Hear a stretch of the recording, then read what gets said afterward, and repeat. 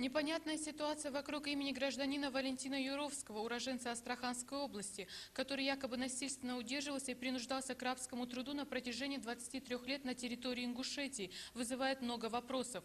Кому и зачем это нужно? Кто за этим стоит? Ведь известно, что ни органами внутренних дел, ни сотрудниками Временной оперативной группировки МВД России в Ингушетии спецоперации по освобождению Юровского на территории республики не проводились. Илья Чехкиев продолжит тему.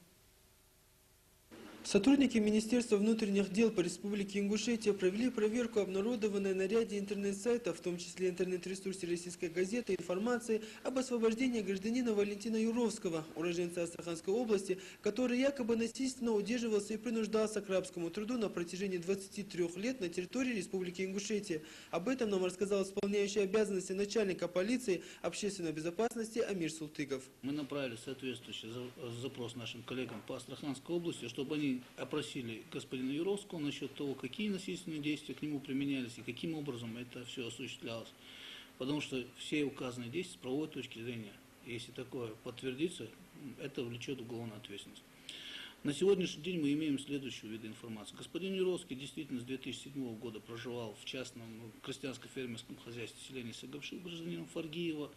Проживал он по собственной инициативе, попросился, указывая то, что у него нет документов, он не может себя прокормить, ему необходимо получить пищу и ночлег, кого у него не было. Его там приютили, он действительно работал на этом частном подворье, жил как один из членов семьи, фактически никакого насилия в отношении него не применялось. По крайней мере, у нас таких данных об этом насилии нету. Отделом Федеральной миграционной службы по городу, по Малгобекскому району были приняты меры по его документированию. Соответствующие заявления от января 2011 года находятся в настоящее время в отделе миграционной службы по Малгобекскому району.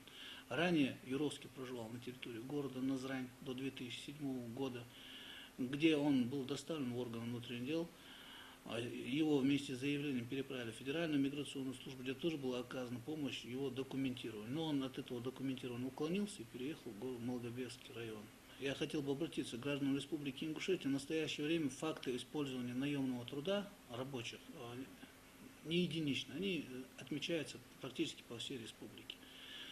Необходимо, чтобы эти трудовые отношения были узаконены. То есть любое крестьянско-фермерское хозяйство, юридическое лицо, малое индивидуальное предприятие имеет право использовать наемную трудовую силу. Но при этом должен быть заключено трудовое соглашение или трудовой договор.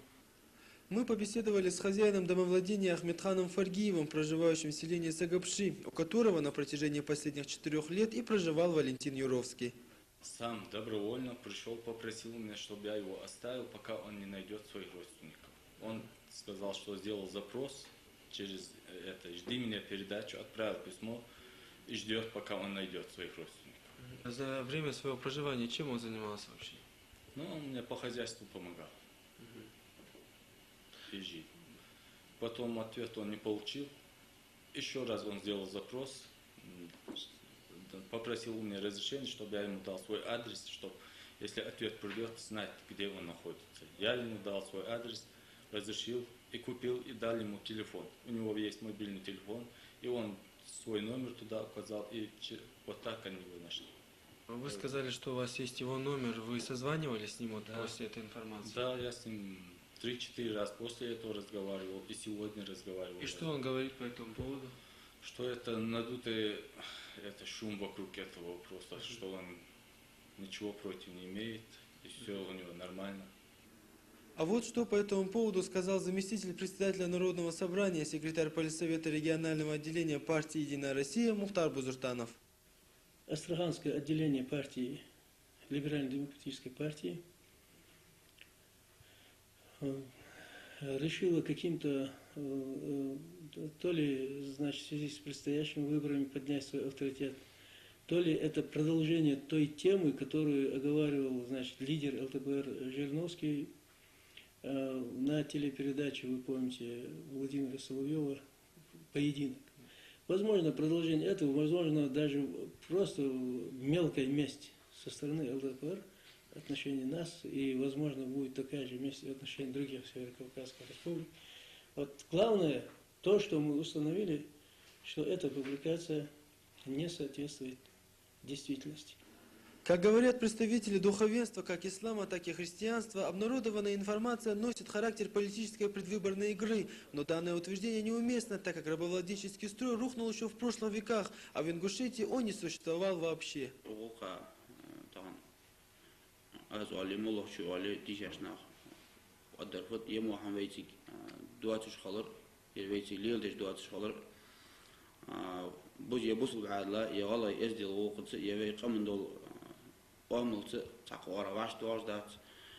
Ему банах ветик болж метик халачи аган зарплаты штилж ершаш абахцу тугуш арасак арвяқачи ержюху угуш латиш док метик шхани ялчи ему баца кодуач банах России ара лилас дизла биха цанах кона биха сик ара шил алил вашта дуач ветик хау метик докни сени ерш сигден да арасак низа чулуат вяи аган дор хамдат лужи ерж дабаг ятдат бохтижи метик ханиат ветик.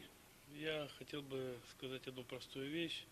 Мы сейчас стоим на территории храма, который как раз таки строится для нас, русских, которые проживают в республике. Этот храм мы видим очень величествен. Сейчас там проходит роспись храма. Строится не только храм, но и благотворительная столовая, библиотека, воскресная школа.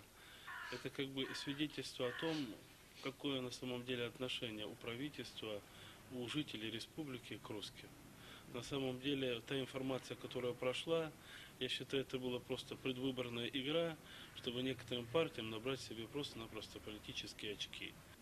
Ингушетия – республика, в которой проживают люди различных национальностей и религий. Любые обвинения, которые оскорбляют чувства жителей, должны пресекаться в корне, ибо безнаказанность порождает беззаконие. Никто не имеет права нарушать законы и сеять рознь между народами, которые являются гражданами одной страны. Ильяс Чахкиев, Ахмед Усмурзиев, Ибрагим Асканов, Вести Ингушетия.